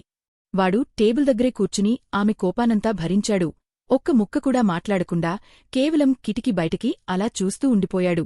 ఆ దట్టమైన చీకటి రాత్రి మనుషులను నిలువునా మింగేసేలా ఉంది. చందు, నాకైతే ఈ జీవితం చాలా దరిద్రంగా అనిపిస్తోంది. మరి నీ సంగతేంటి? నువ్వు కోరుకున్న జీవితం ఇదేనా? వాడు ఇంకా సైలెంట్గానే ఉన్నాడు. అది చూసి ఆమెకు లోపల భయం వేసింది. గుండె తరుక్కుపోతున్నట్టు అనిపించింది. అయినా సరే ఆమె తన నోటిని ఆపుకోలేకపోయింది. నువ్వు ఇంకా మాట్లాడవా? నీకు పొగరు ఎక్కువ, నాకు అహమే ఎక్కువ. అసలు మనలాంటివాళ్లు మొదట్లోనే కలిసి ఉండకూడాల్సింది. అప్పట్లో నా వెనకాల చాలామంది పడ్డారు. నేనే ఒక తప్పుడు వ్యక్తిని సెలెక్ట్ చేసుకున్నాను. ఆమె అనుకున్నట్టుగానే ఆ మాట చాలా ఘోరంగా తగిలింది. అది వాడిని నిలువునా దెబ్బతీసింది. పూర్తిగా నాశనం చేసినంత పనిచేసింది. చందు తన తల పైకెత్తి కళ్ళు సరిగ్గా ఆమె కళ్లల్లోకి పెట్టి చూశాడు. వాడిదవడ కండరాలు ఒక్కసారిగా బిగుసుకుపోయాయి. వాడి కళ్లల్లో విపరీతమైన కోపం కనిపిస్తోంది. ప్రియా, ధైర్యముంటే ఆ మాట ఇంకొక్కసారి అను. ప్రియవాడిని ఎప్పుడూ ఇలా చూడలేదు. ఆమెకు చాలా భయం వేసింది. అయినా సరే వెనక్కి తగ్గడానికి ఆమె అహం ఒప్పుకోలేదు. 100 సార్లు చెప్తాను. ఆమె వెటకారంగా నవ్వి తలుపువైపు చేయి చూపిస్తూ బొంగురుపోయిన గొంతుతో గట్టిగా అరిచింది. బయటికి వెళ్ళు. ఆమె కోరుకున్నట్టే చందు అక్కడినుండి వెళ్ళిపోయాడు. తలుపు గట్టిగా ధభేల్ మని వేసేసి చాలా సీరియస్గా ఖచ్చితంగా అక్కడినుండి వెళ్ళిపోయాడు. ఆమె అంతసేపు ఆపుకున్న బాధ ఒక్కసారిగా కట్టలు తెంచుకుంది. ఆమె మంచం పక్కన కూర్చుని తట్టుకోలేక ఏడవడం మొదలుపెట్టింది. అంత కఠినంగా మాట్లాడినందుకు తనమీద తనకే కోపంగా ఉంది. అలాగే వాడిమీద కూడా కోపం వచ్చింది. చందు, నాకైతే ఈ జీవితం చాలా దరిద్రంగా అనిపిస్తోంది. మరి నీ సంగతేంటి? నువ్వు కోరుకున్న జీవితం ఇదేనా? వాడు ఇంకా సైలెంట్గానే ఉన్నాడు. అది చూసి ఆమెకు లోపల భయం వేసింది. గుండె తరుక్కుపోతున్నట్టు అనిపించింది. అయినా సరే ఆమె తన నోటిని ఆపుకోలేకపోయింది. నువ్వు ఇంకా మాట్లాడవా? నీకు పొగరు ఎక్కువ, నాకు అహమే ఎక్కువ. అసలు మనలాంటివాళ్లు మొదట్లోనే కలిసి ఉండకూడాల్సింది. అప్పట్లో నా వెనకాల చాలామంది పడ్డారు. నేనే ఒక తప్పుడు వ్యక్తిని సెలెక్ట్ చేసుకున్నాను. ఆమె అనుకున్నట్టుగానే ఆ మాట చాలా ఘోరంగా తగిలింది. అది వాడిని నిలువునా దెబ్బతీసింది. పూర్తిగా నాశనం చేసినంత పనిచేసింది. చందు తన తల పైకెత్తి కళ్ళు సరిగ్గా ఆమె కళ్లల్లోకి పెట్టి చూశాడు. వాడిదవడ కండరాలు ఒక్కసారిగా బిగుసుకుపోయాయి. వాడి కళ్లల్లో విపరీతమైన కోపం కనిపిస్తోంది. ప్రియా, ధైర్యముంటే ఆ మాట ఇంకొక్కసారి అను. ప్రియవాడిని ఎప్పుడూ ఇలా చూడలేదు. ఆమెకు చాలా భయం వేసింది. అయినా సరే వెనక్కి తగ్గడానికి ఆమె అహం ఒప్పుకోలేదు. 100 సార్లు చెప్తాను. ఆమె వెటకారంగా నవ్వి తలుపువైపు చేయి చూపిస్తూ బొంగురుపోయిన గొంతుతో గట్టిగా అరిచింది. బయటికి వెళ్ళు. ఆమె కోరుకున్నట్టే చందు అక్కడినుండి వెళ్ళిపోయాడు. తలుపు గట్టిగా ధభేల్ మని వేసేసి చాలా సీరియస్గా ఖచ్చితంగా అక్కడినుండి వెళ్ళిపోయాడు. కనీసం వెనక్కి తిరిగికూడా చూడకుండా వెళ్ళిపోయినందుకు కోపంగా ఉంది. తనను ఇంకొంచెం ఓపికగా భరించలేకపోయాడా అని వాడిమీద కోపం వచ్చింది. అప్పటికే ఆమెకు ఆ రోజంతా చాలా కష్టంగా గడిచింది. బహుశా రాత్రి పడుకుని పొద్దున్న లేస్తే అంతా నార్మల్ అయిపోయేదేమో. అంత ఈజీగా తనను వదిలేసి వెళ్ళిపోయినందుకు, తనను ఒంటరిదాన్ని చేసినందుకు కోపం వచ్చింది. ఆమె 1 గంటసేపు ఏడుస్తూనే ఉంది. 1 గంటపాటు చాలా బాధపడింది. వాళ్ల రిలేషన్షిప్ ఇక్కడితో అయిపోయింది అనుకుంది. వాడికి తను ఇక అస్సలు వద్దు అనుకుంది. సరిగ్గా అప్పుడే అకస్మాత్తుగా తలుపు తాళం తీస్తున్న శబ్దం వినిపించింది. ప్రియ ఒక్కసారిగా అలానే స్తంభించిపోయింది. ఆమె కొంచెం కోలుకోగానే బెడ్రూం నుండి బయటికి పరిగెత్తుకుంటూ వచ్చింది. తలుపు బయట చందు చాలా అలసిపోయి ఎంతో హ్యాండ్సంగా నిలబడి ఉన్నాడు. వాడి చేతుల్లో ఒక పెద్ద ఎర్రటి గులాబీల బొకే ఉంది. లెక్కలేనన్ని పువ్వులు ఉన్నాయి. చాలా బ్రైట్గా, కళ్ళు చెదిరేలా ఉన్నాయి. చూస్తేనే గుండె కరిగిపోయేంత అందంగా ఉంది. ప్రియ కళ్లల్లో కన్నీళ్లు నిండిపోయాయి. ఆమె తన చేతిని నోటికి అడ్డంగా పెట్టుకుని ఏడుస్తూ వాడు లోపలికి నడుచుకుంటూ వస్తుంటే అలానే చూస్తూ ఉండిపోయింది. వాడి వెనకాలగాలికి తలుపు మూసుకుపోయింది. వాడు ఆ బొకేని ఆమె చేతికి ఇచ్చి తన చేతులు చాచి ఆ పువ్వులతో పాటే ఆమెను గట్టిగా హగ్ చేసుకున్నాడు, కౌగిలించుకున్నాడు. నాదే తప్పు. నేను బాగా బిజీగా ఉండి మర్చిపోయాను. ముందే గుర్తుపెట్టుకోవాల్సింది. నేను నీ ఫీలింగ్స్ని అస్సలు పట్టించుకోలేదు. వాడు ఆమెను క్షమించమని అడుగుతుంటే వాడి గొంతు చాలా నెమ్మదిగా మారింది. ప్లీజ్ నన్ను క్షమించు. నేను చాలా సిన్సియర్గా చెప్తున్నాను. రాత్రిపూట చాలా పూల షాపులు క్లోజ్ చేసేస్తారు. అందుకే నేను వీటిని కొనడానికి చాలా దూరం పరిగెత్తుకుంటూ వెళ్లాల్సి వచ్చింది. చందు ప్రియ తన ఏడుపును ఆపుకోలేక వెక్కి వెక్కి ఏడుస్తూ ఆ పూల బొకేని గట్టిగా గుండెలకు హత్తుకుని గొంతు పూడుకుపోతుంటే ఏదో చెప్పడానికి ట్రై చేస్తూ ఇలా అంది. ప్లీజ్ నన్ను కూడా క్షమించు చందు. ఇందాక నేను మాట్లాడిందంతా పిచ్చివాగుడు. నా బుర్ర అస్సలు పని చేయలేదు. ఆ మాటలని అస్సలు సీరియస్గా తీసుకోకు. చందు నాకు నువ్వంటే చాలా చాలా ఇష్టం. చాలా కాలం నుండి ఇష్టం. నాకు నువ్వు తప్ప ఎవరూ లేరు. నువ్వు ఒక్కడివే నాకు ఉన్నావు. ప్లీజ్ నన్ను వదిలి వెళ్ళొద్దు. ఒకవేళ నువ్వు గనుక నన్ను వదిలేసి వెళ్ళిపోతే నాకంటూ ఇంకేమీ మెగలదు. ఆమెకు మొదటినుండి ఈ విషయం బాగా తెలుసు. ఈ ప్రపంచంలో తనకు ఉన్నది కేవలం వాడు ఒక్కడే. నేను నీకు ప్రామిస్ చేస్తున్నాను. ఏది జరిగినా సరే నేను నిన్ను ఎప్పటికీ వదిలి వెళ్ళను. చందు ఆమె జుట్టు నిమురుతూ ఆమెను ఇంకా గట్టిగా హగ్ చేసుకున్నాడు. వాడు అకస్మాత్తుగా తన తలదించి ఆమె పెదవులమీద ముద్దు పెట్టాడు. నేను కంపెనీలో పర్మనెంట్ ఎంప్లాయీ అవ్వగానే మనం పెళ్లి చేసుకుందాం. ఆ అమ్మాయి తన కన్నీళ్ల మధ్యలోనే నవ్వుతూ తన కాలివేళ్లమీద కొంచెం పైకి లేచి వాడికి తిరిగి ముద్దు పెట్టింది. సరే మనం పెళ్లి చేసుకుందాం. మరుసటి రోజు చందు ఒక బిజినెస్ ట్రిప్ మీద వేరే నగరానికి వెళ్ళిపోయాడు. అది చందు ప్రమోషన్ రావడానికి ముందు చేయాల్సిన లాస్ట్ ప్రాజెక్ట్. వాడు 2 నెలలపాటు వేరే ఊరు వెళ్లాల్సి వచ్చింది. వెళ్లే ముందు వాడు ఇంట్లో అన్నీ సర్దిపెట్టాడు. ప్రియని తన జాగ్రత్తగా ఉండమని, తను తిరిగి వచ్చేంతవరకు వెయిట్ చేయమని పదే పదే చెప్పాడు. కాని పాపం ప్రియ అలా చేయలేకపోయింది. ఆ 2 నెలల్లో తను రోజురోజుకీ చాలా బిజీ అయిపోయింది. చదువుకోవడం, పార్ట్ టైం జాబ్స్ చేయడం. ఎంత బిజీ అయిపోయిందంటే తిండి తిప్పలు, నీళ్లు తాగడం, సరిగ్గా నిద్రపోవడం కూడా పూర్తిగా మర్చిపోయింది. వాడు తనని పెళ్లి చేసుకుంటానని చెప్పాడు. వాడు కష్టపడి తనకి మంచి లైఫ్ ఇస్తానని అన్నాడు. అందుకే తనుకూడా అస్సలు నెగ్లెక్ట్ చేయకూడదు అనుకుంది. తనుకూడా బాగా కష్టపడాలి అనుకుంది. ఆమె అలానే అనుకుంది. కాని కొంచెం హద్దులు మీరి మరీ అతిగా కష్టపడింది. చివరకు ఒక రాత్రి. అప్పటికే చాలా రోజుల నుండి రాత్రుళ్ళు అస్సలు నిద్రలేకుండా మేల్కొని ఉంది. ఒక్కసారిగా ఆమె గుండెలో ఏదో తేడాగా అనిపించింది. తీవ్రమైన నొప్పి వచ్చింది. ఆ తర్వాత ఆమె బాడీ పూర్తిగా పడిపోయింది. ఎంతగాలి పీల్చుకోవడానికి ట్రై చేసినా ఊపిరి ఆడనట్టుగా అనిపించింది. కళ్ళు మసకబారిపోయాయి. విపరీతమైన అలసటవల్లే తను చనిపోతోందని ప్రియకు మెల్లగా అర్థమైంది. హమ్మయ్య, ఇక నేనేం ఆ ఎగ్జామ్ రాయాల్సిన అవసరం లేదు. రేపు పూర్తి చేయాల్సిన ఆ పని కూడా రాయక్కర్లేదు. నేను ఇక్కడ ఒంటరిగా బతుకుతున్నాను. ఫ్రెండ్స్ ఎవరూ లేరు. చందుకూడా దూరంగా ఉన్నాడు. మా అమ్మానాన్నలు కూడా నన్ను అస్సలు పట్టించుకోరు. నెల చివరికి రూమ్ ఓనర్ అద్దె అడగడానికి వచ్చేంతవరకు నా శవం ఎవరికి దొరకదా?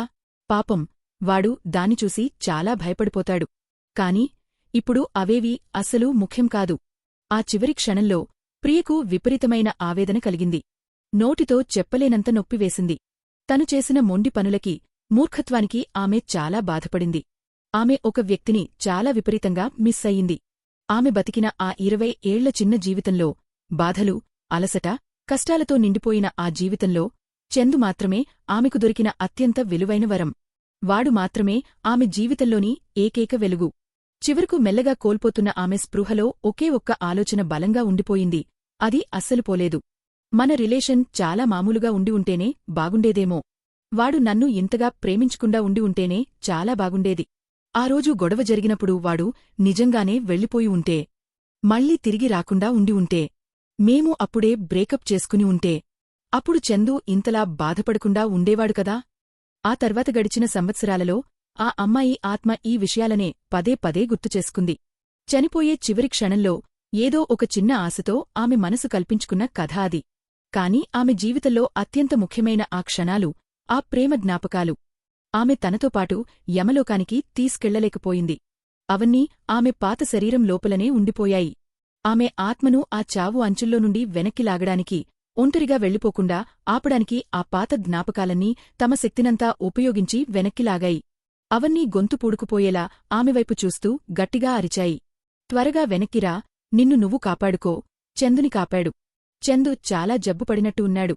చందు తన జీవితాన్ని వదిలేయాలి అనుకుంటున్నాడు. మేము నిన్ను బతిమిలాడుతున్నాం, ప్లీజ్ చందుని కాపాడు. కాని నాకు ఎలాంటి తీరని కోరికలేదు కదా, నేనెలా దీన్ని పూర్తి చేయాలి? నీకు ఉంది. ఆ చందునే ప్రియకు ఉన్న ఏకైక తీరని కోరిక. ఆత్మ జ్ఞాపకాలను కలిసి ప్రియను నిలువునా చీల్చేసేలా ఉన్నాయి. అవన్నీ ఒకదానితో ఒకటి పోటీపడుతూ చందు బాడీలో నుండి ఆమెను బయటికి లాగి వెనక్కి తీసుకుపోవడానికి గట్టిగా ట్రై చేశాయి. త్వరగా వెనక్కి వచ్చే, త్వరగా వెళ్లి చందుని కాపాడు. చందు చనిపోబోతున్నాడు. కాని అవన్నీ ఆమెను ముక్కలు ముక్కలుగా చీల్చేసే సరిగ్గా అదే సమయంలో చందు నిద్రలేచాడు. ప్రియ ఆత్మవాడి శరీరం నుండి విడిపోతోంది. చందు కళ్ళు తెరవడం ప్రియ చూసింది. సగం నిద్రమత్తులో ఉన్నట్టు వాడి కళ్లల్లో కొంచెం అస్పష్టమైన కన్ఫ్యూజన్ కనిపిస్తోంది. చందు, చందు, నేను ఇక్కడే ఉన్నాను. నేనే ప్రియని. పిచ్చిపని ఏమీ చేయకు, ప్లీజ్ నీకు దండం పెడతాను. నాకోసం వెయిట్ చేయి, నాకోసం వెయిట్ చేయి. ప్రియవాడివైపు చూస్తూ నిరాశతో గట్టిగా అరిచింది. ఆమె ఆత్మవాడికి దగ్గరగా వెళ్లడానికి చాలా కష్టపడింది. కాని మరుసటి క్షణమే అపార్ట్మెంట్కి చుట్టూ ఉన్న ఆ కనిపించని అడ్డుగోడ బలంగా లాగేయడంతో ఆమె ఆత్మ చాలా వేగంగా వెనక్కి నెట్టబడింది. మళ్లీ ఆ ముట్టుకోలేని పాత చోటికే చేరుకుంది. ఆమె కళ్లముందు ఉన్న ప్రపంచమంతా చందుతో సహా అంతా మసక మసకగా వెలుగు నీడలలాగా మారిపోయింది.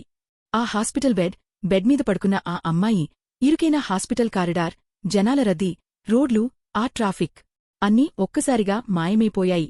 ప్రియా ఒక్కసారిగా కళ్ళు తెరిచింది. ఆమెకు ఎదురుగా ఒక తెల్లటి గోడ, తనకు బాగా తెలిసిన రూమ్, అదే పాత అపార్ట్మెంట్ కనిపించాయి. తను మళ్లీ వెనక్కి వచ్చేసింది. లేదు, చందు ఇంకా అక్కడే ఉన్నాడు. ఆమె చందుని ఎలాగైనా ఆపాలి. ప్రియా ఆ గోడలను దాటుకుని బయటికి వెళ్ళిపోవాలని చాలా గట్టిగా ట్రై చేసింది. కాని ఆ అడ్డుగోడకు ఉన్న విపరీతమైన బలం ఆమెను వెనక్కి నెట్టేసి మళ్లీ గదిలోనే పడేసింది.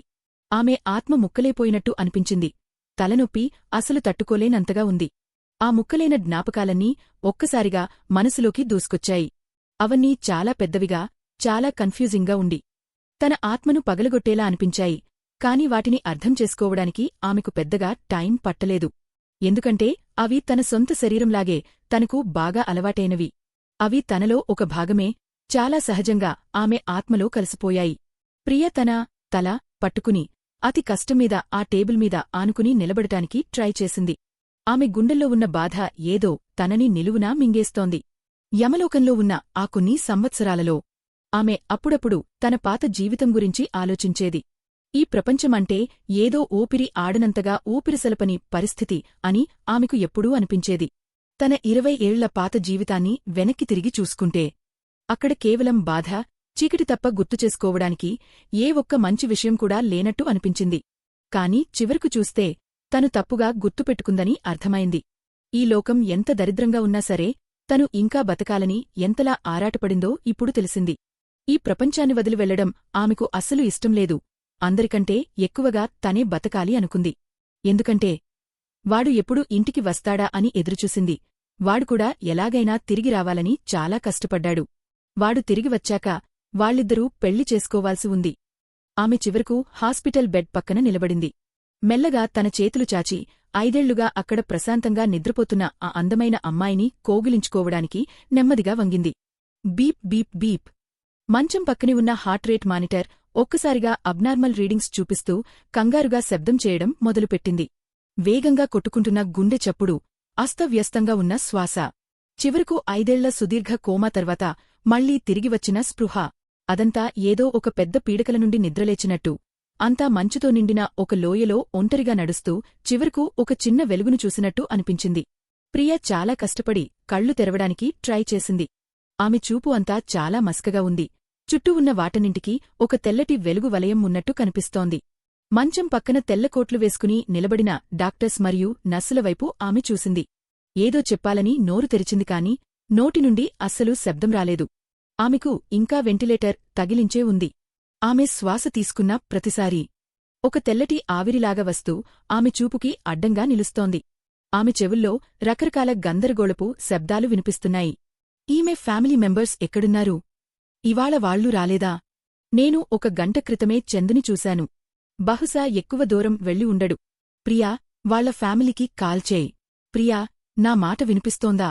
ప్రియ వినబడుతోందన్నట్టుగా కళ్ళు ఆర్పింది. ఆమె చాలా బలహీనంగా, వణుకుతున్న తన చేతిని నెమ్మదిగా నర్స్ వైపు చాచింది. కాల్ చేయడానికి రెడీ అవుతున్న ఆ నర్స్ ఒక్క క్షణం అలానే స్తంభించిపోయింది. ఒక 2 సెకన్ల తర్వాతగాని ప్రియకి ఏం కావాలో ఆ నర్స్కి అర్థం కాలేదు. ఆమె కొద్దిగా వెనుకాడి ఆ తర్వాత ఫోన్ని తన పెదవుల దగ్గరికి తీసుకెళ్ళింది. Beep beep beep. Call connect అయింది. ఎన్నో సంవత్సరాల తర్వాత చందు గొంతు మళ్లీ ఆమె చెవిన పడింది. ఆ గొంతు ఎంతో వెచ్చగా ఉన్నా ఎందుకో కొంచెం కొత్తగా అనిపించింది. హలో సిస్టర్, నేను చందుని మాట్లాడుతున్నాను అని వాడు అన్నాడు. ఆ క్షణంలో ప్రియ తన కన్నీళ్లను అస్సలు ఆపుకోలేకపోయింది. ఆమె నోరు తెరిచి గొంతు పూడుకుపోతుంటే ఏదో శబ్దం చేయడానికి చాలా ట్రై చేసింది. కాని ఎన్నో ఏళ్లుగా అస్సలు వాడకపోవడం వల్ల ఆమె గొంతు నరాలు ఆమె మాట వినలేదు.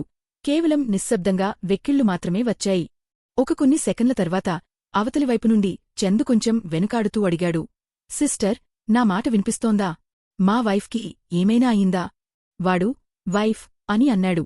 ప్రియ కళ్లనుండి నీళ్లు ధారలుగా కారిపోతున్నాయి. ఆమె తన తలను కొద్దిగా పక్కకు తిప్పి ఎంతో ఆరాటంగా తన పెదవులను ఫోన్ మైక్రోఫోన్కి బాగా దగ్గరగా తీసుకెళ్ళింది. ఆ వార్డులో ఉన్న వాళ్లందరూ ఒక్కసారిగా ఊపిరి బెగబట్టి ఆమెవైపే తీక్షణంగా చూడసాగారు. చం దో. ఆమె గొంతు మంటల్లో కాలిపోతున్నట్టు అనిపించింది.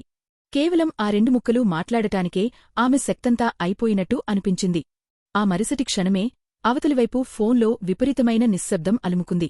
ఆ తర్వాత ఒక్కసారిగా వేగంగా గందరగోళంగా వస్తున్నవాడి శ్వాస చప్పుడు ఆ ఫోన్ లైన్ గుండా ఆమె చెవికి స్పష్టంగా వినిపించింది. ప్రియ తన పెదవి కొరుక్కుని తన గొంతు లోపలినుండి ఒక్కో పదాన్ని బయటికి అనడానికి తన శక్తంతా ఉపయోగించింది.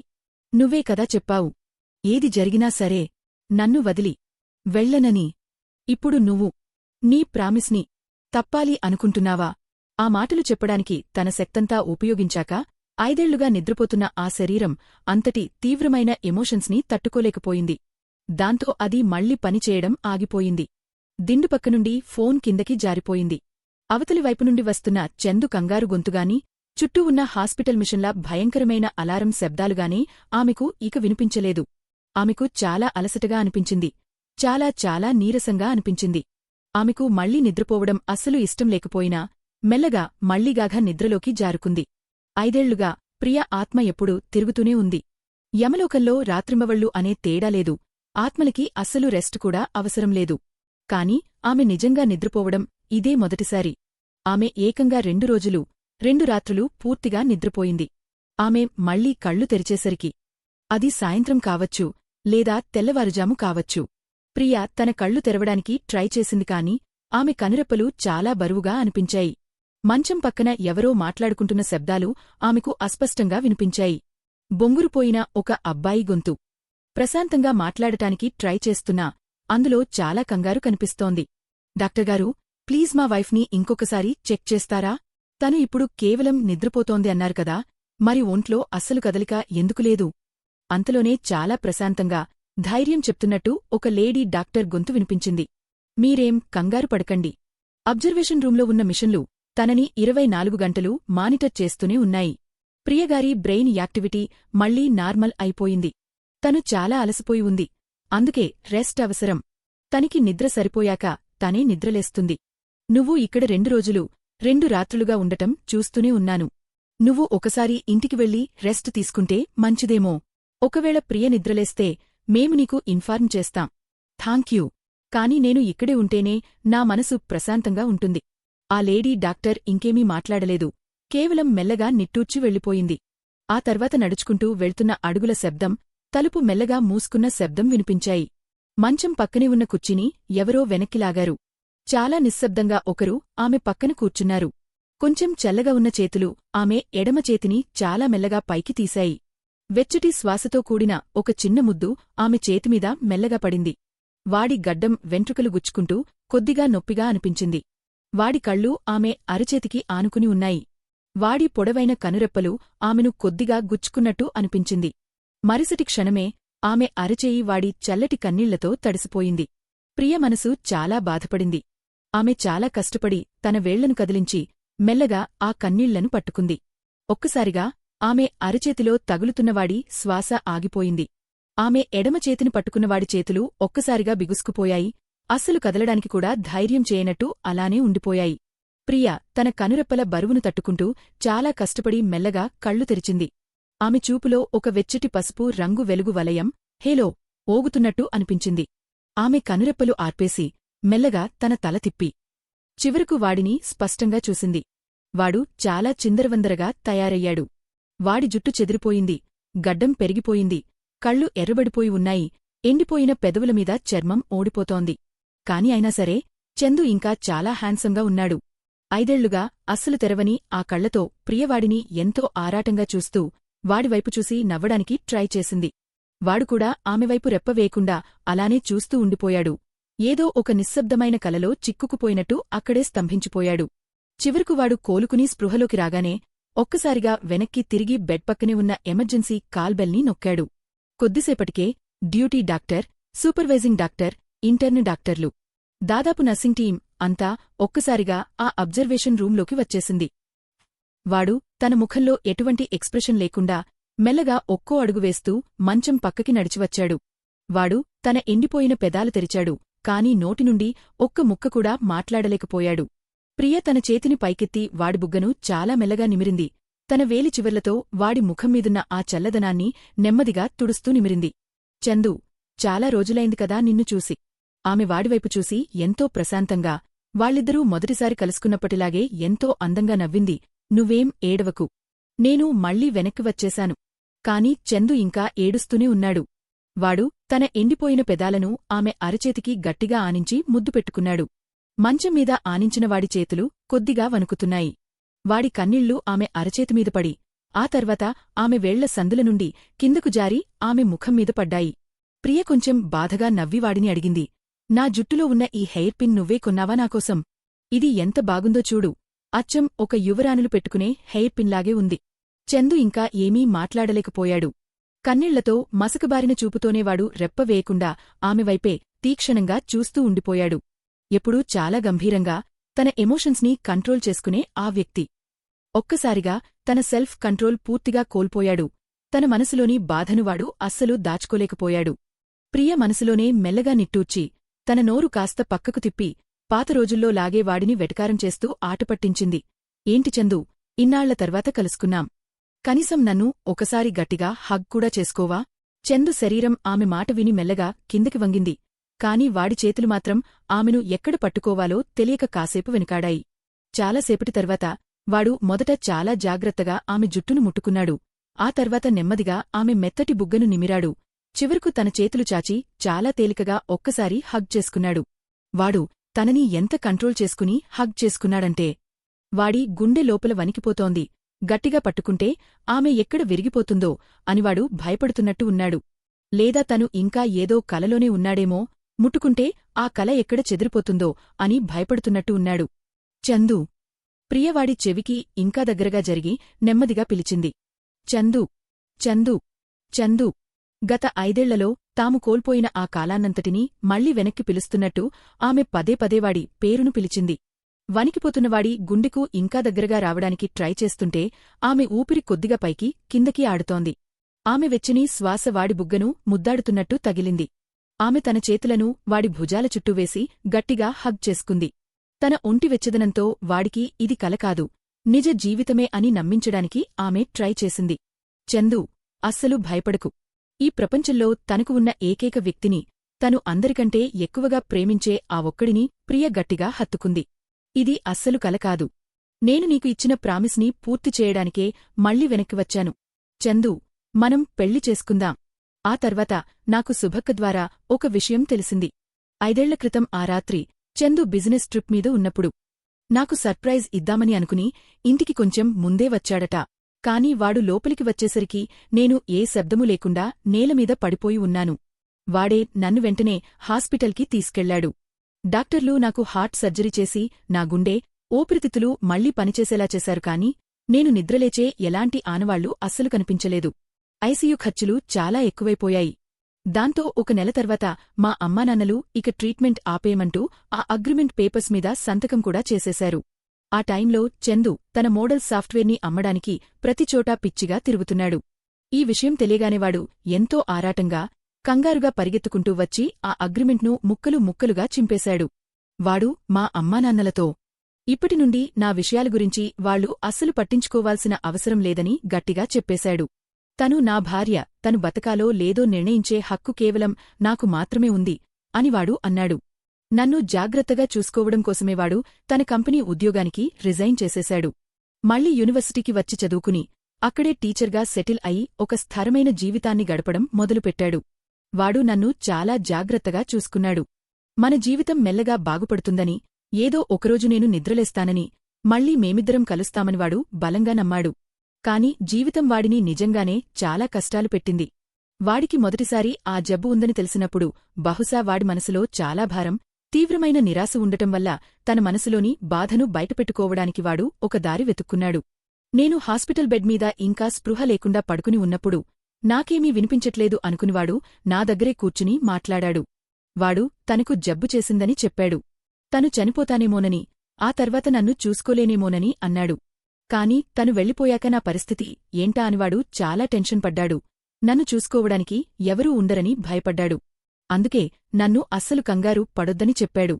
తను వెళ్ళిపోయే ముందే అన్ని ఏర్పాట్లు చేస్తానని, సరిపడా డబ్బులు ఉంచుతానని అన్నాడు. 5 ఏళ్ల క్రితం సంతకం చేసిన ఆ ట్రీట్మెంట్ ఆపేసే అగ్రిమెంట్ పేపర్స్ మీద ఇంకెప్పుడూ ఎవరూ సంతకం చేయకుండా చూస్తానని చెప్పాడు. హాస్పిటల్ బెడ్ మీద పడుకున్న నాతో వాడు చాలా నిశ్శబ్దంగా మాట్లాడాడు. వాడు తనతో తనే మాట్లాడుకుంటున్నట్టు ఉంది అది. కాని నా బాడీలోపల మిగిలి ఉన్న నా ఆత్మవాడు చెప్పిన ఆ మాటలన్నీ విన్నాయి. అవన్నీ నొప్పితో నిలువునా చీలిపోయాయి. వాటి చేతుల్లో ఏమీ లేక నిస్సహాయంగా ఉండిపోయాయి. చందు తనమీద తనే ఆశలు వదిలేసుకుంటుంటే ఏమీ చేయలేక అలా చూస్తూ ఉండిపోయాయి. అవే నన్ను వెనక్కి తీసుకువచ్చిన బలమైన తీరని కోరికగా మారాయి. నేను కోమా నుండి లేచిన 3వ రోజే చందుని ట్రీట్మెంట్ తీసుకోమని ఒప్పించాను. ఈ ప్రపంచంలో వాడు తప్ప నాకు వేరే ఏ మమకారం, ఆశలు లేవని వాడికి గట్టిగా చెప్పాను. నా ఏకైక కోరిక వాడే. నేను చావు అంచుల్లో నుండి ఇంతలా పోరాడి మళ్లీ బతికి వచ్చింది. ఒంటరిగా, నొప్పితో కూడిన జీవితాన్ని గడపడానికి కాదు. ఒకవేళ వాడు గనుక నన్ను వదిలేసి వెళ్ళిపోవాలని చూస్తే నేను కూడా వాడి వెనకాలే వచ్చేస్తానని బెదిరించాను. ఆ రాత్రే వాడు డాక్టర్ ప్రసాద్కి కాల్ చేశాడు.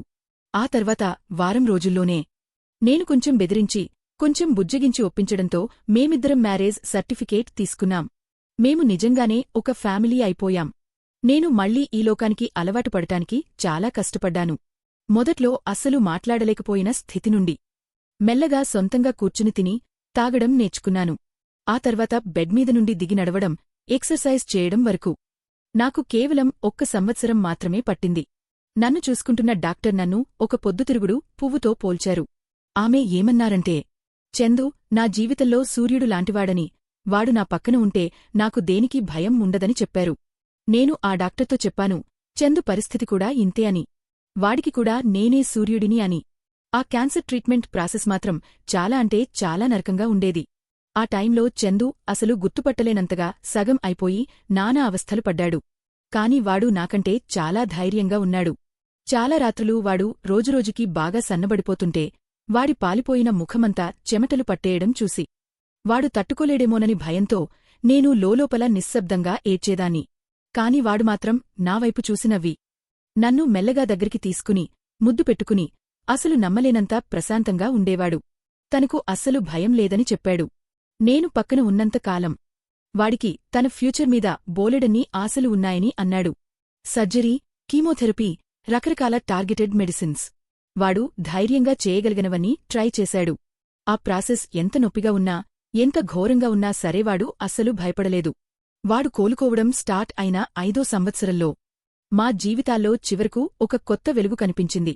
చెకప్ తర్వాత చందు బాడీలో ఉన్న ట్యూమర్ మార్కర్స్, ఇమ్యూన్ సిస్టమ్ అన్నీ మళ్లీ నార్మల్ అయిపోయాయని, క్యాన్సర్ మరెక్కడా వ్యాపించినట్టు ఆనవాళ్లు ఏమీ లేవని డాక్టర్ చెప్పారు. ఆ 5 ఏళ్ల గండం దాటాక జబ్బు మళ్లీ తిరగబెట్టే అవకాశం చాలా తక్కువగా ఉంది. ఫ్యూచర్లో కేవలం రెగ్యులర్ చెకప్స్ చేయించుకుంటే సరిపోతుంది. అంటే వాడు కాన్సర్ని గెలిచాడు. నేను గెలిచాను. నేను వాడిని కాపాడుకున్నాను. హాస్పిటల్ నుండి బయటికి వచ్చాక నేను ఆ ఎంఆర్ఐ స్కాన్ని ఒక పెద్ద ఫ్రేమ్ కట్టించాను. అది చూసి చందుకి అస్సలు మాటలు రాలేదు. చూడటానికి అది కొంచెం భయంకరంగా ఉందని వాడు అనుకున్నాడు. కాని నా గొడవ తట్టుకోలేక రూంలో అందరికంటే ఎత్తైన ప్లేస్లో దాన్ని తగిలించడానికి నాకు హెల్ప్ చేశాడు. అదేం భయంకరంగా ఉంది అని నేను వాడి ముక్కుమీద వేలుపెట్టి నిమురుతూ వాడికి దగ్గరగా జరిగి ముద్దు పెట్టుకుని అన్నాను. నాకు ఇది రోజూ చూడాలని ఉంది. నేను చాలా సంతోషంగా ఉన్నాను చందు. చందు నెమ్మదిగా అని అనుకుంటూ నన్ను తన చేతుల్లోకి తీసుకుని గట్టిగా హగ్ చేసుకున్నాడు. ప్రియా, వాడు ఒక 2 సెకన్లు ఆగి ఒక్కసారిగా అన్నాడు, ఐ లవ్ యూ. నేను కోమా నుండి లేచిన తర్వాత చందు తన మనసులోని ఈ రహస్యాన్ని నోరు తెరిచి బయటికి చెప్పడం ఇదే మొదటిసారి. వాడు ఇప్పుడు పూర్తిగా కోలుకున్నాడు కదా, అందుకే చివరకు ధైర్యంగా ఆ మాట చెప్పగలిగాడు. ఆ విషయం నాకు ముందే తెలిసినా సరే. నేను ఒక నవ్వు నవ్వి, ఓహ్, అయితే చాలా థాంక్స్ అని అన్నాను. నేను కూడా వాడిని ప్రేమిస్తున్నాను అనే విషయాన్ని మాత్రం నోటితో చెప్పలేదు. నిజం చెప్పాలంటే ఈ విషయం నోరు తెరిచి చెప్పడం నాకు కొంచెం కష్టమే. నా పర్సనాలిటీ అలాంటిది. ఇలాంటి మాటలు చెప్పాలంటే నాకు చాలా అక్వర్డ్గా అనిపిస్తుంది. కాని వాడికి ఖచ్చితంగా తెలిసే ఉంటుంది. నేను కూడా చందుని చాలా ఇష్టపడుతున్నాను. నేను చందుని ప్రాణం కంటే ఎక్కువగా ప్రేమిస్తున్నాను. నేను చావుతో అంతలా పోరాడి మళ్లీ బతికివచ్చింది కేవలం వాడికోసమే. ఈ క్రూరమైన లోకంమీద నాకు ఇంతలా ఆశ కలిగింది అంటే దానికి కారణం కూడా వాడే. నా ఫ్యూచర్ అంటేనేవాడు. కథ ముగిసింది. ఈ వీడియోను చూసినందుకు మీ అందరికీ హృదయపూర్వక ధన్యవాదాలు. ఇలాంటి మరిన్ని మంచి కథల కోసం మా ఛానల్ను సబ్స్క్రైబ్ చేయండి. వీడియో నచ్చితే లైక్ చేసి షేర్ చేయండి. మీ లైక్, షేర్, సబ్స్క్రిప్షన్ మాకు ఎంతో ప్రోత్సాహాన్ని ఇస్తాయి. మీ ప్రేమాభిమానాలు, ప్రోత్సాహముంటే ఇలాంటి మరిన్ని మంచి వీడియోలు చేయడానికి మాకు మరింత ఉత్సాహం వస్తుంది. ధన్యవాదాలు.